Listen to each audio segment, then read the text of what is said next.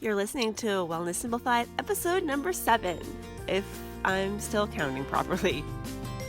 You're listening to the Wellness Simplified podcast. Simple wellness tips to help you improve your life without turning it upside down. With your host, award-winning fitness instructor, nutrition coach, and wellness expert, Suzi Phoebens.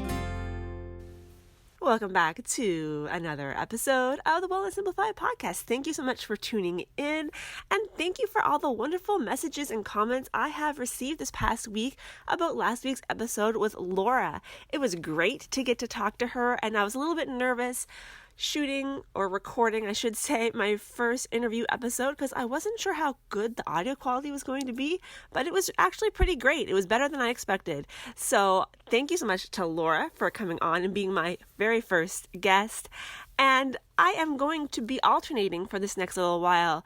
One episode will be just me, and then the following week will be me in an interview, and then back to me, just alternating back and forth. Eventually, we might get up to 2 episodes per week. I'm not sure, but for now, sticking to 1 episode and just alternating between listening to just moi and listening to me talking to somebody. So before we get started, I wanted to share another review from one of my listeners on iTunes. If you haven't left a review on iTunes, I would really appreciate it if you did. It takes just a couple seconds, and it really does help the discoverability of this podcast so that other people can find it and listen and tune in. And today's review is from HFX Heather, Halifax Heather, and she says, I always love listening to Suzi's wellness tips. She has useful advice I can apply in my day-to-day life, whether it's ways to eat healthier, become active, or work on relaxation or self-care. I can't wait for the next episode. Thank you for that awesome review, Heather. And spoiler alert, one of the interviews that I recorded this week was with Heather, so you'll have to be sure to tune back in a couple weeks' time to find out what we were talking about, but I'm really excited to share that episode with you. Today, what I would like to talk about is, if you haven't noticed, I'm still sick. I still have this darn cold that I came down with last week, and honestly, I was out all weekend. I missed all of Easter because I was just like half comatose on the couch. I missed 2 family dinners. I missed everything. Let's be honest, I missed everything. And I ended up having to cancel last Thursday night, this past Monday night. I didn't have class Tuesday just because they were refinishing the floor at the Waterville Fire Hall.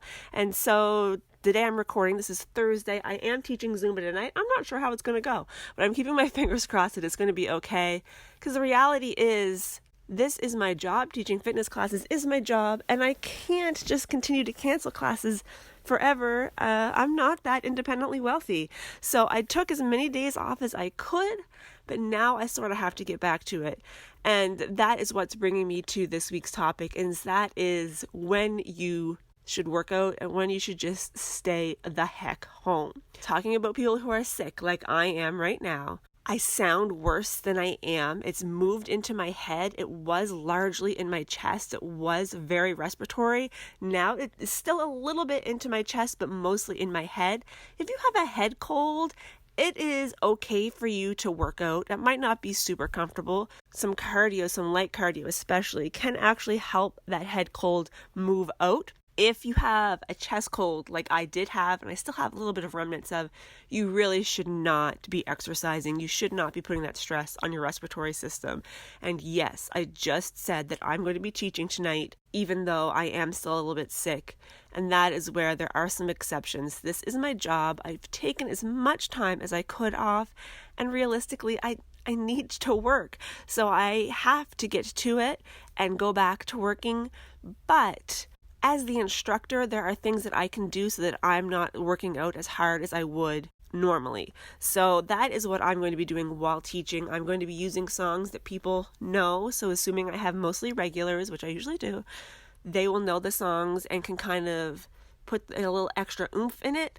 I will also announce in class that I am still recovering, so I'm going to be keeping it low key and then encouraging my participants to ramp up their own workout if they're feeling good, so that they don't base their intensity on me. Most times people do base their intensity on what the instructor is doing. So I like to purposely point out I am trying to keep things a little bit low key because I'm not feeling well.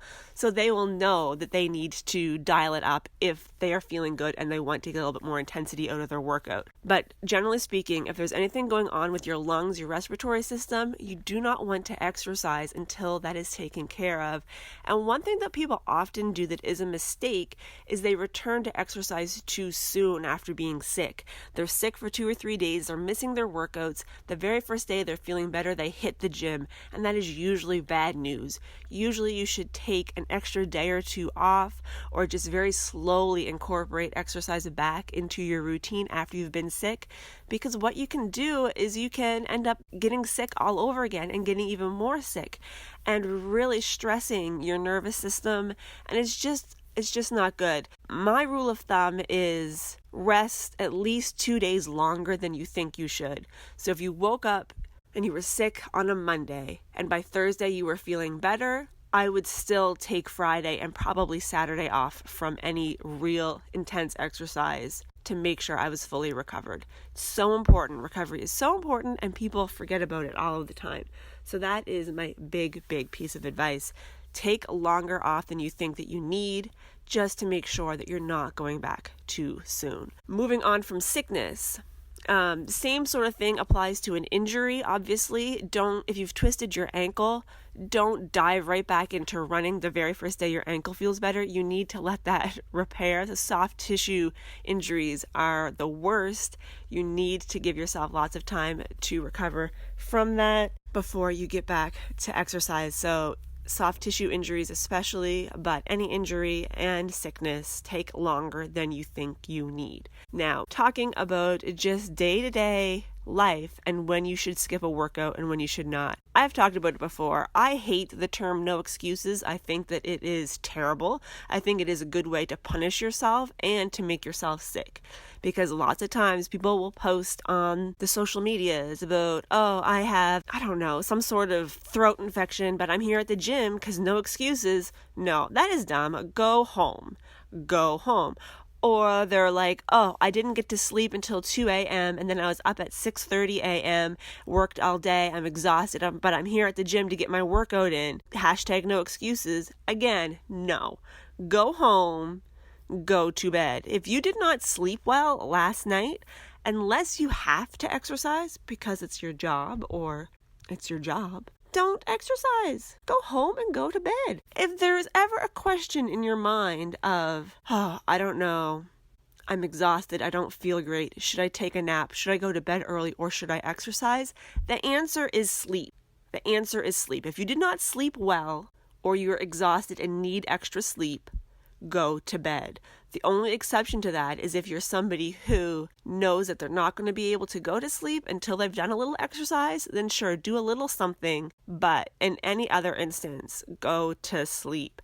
I see way too many people and have way too many clients who will have a terrible night's sleep. Their Fitbit shows that they've had like 3 hours, and I know Fitbits are not entirely accurate, but they're a good baseline. If your Fitbit's saying you slept for 3 hours, you probably didn't have a stellar night's sleep. And then they're out there running like 10 miles. No, go home and go to bed. You're going to be so much better served by getting extra sleep than running 10 miles or 1 mile or whatever and really wearing yourself down. Rest and recovery most of the time is what we need more of. There are people, of course, who don't exercise at all, who probably need to push themselves to work out more. But take time off when you're sick. Take time off when you're injured. If you are exhausted, go to bed, not the gym, and you will feel so much better for it. So that is it for this week's episode. This is a very special episode here in the recording studio of my basement because not only did our producer Clara Oswald show up, but our associate producer Rose Tyler, the gray cat, has also arrived and burrowed under the blankets of the bed that I'm sitting on while recording. So it's been a very, very special episode.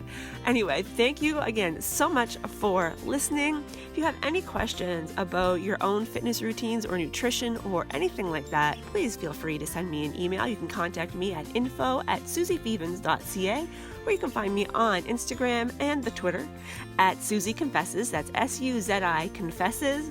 And you can find me on Facebook at facebook.com/confessions of a fitness instructor. Super long name, but easy to remember. That is it. Have a wonderful weekend. Make sure you get some rest, especially if you're feeling run down, and I will talk to you next week.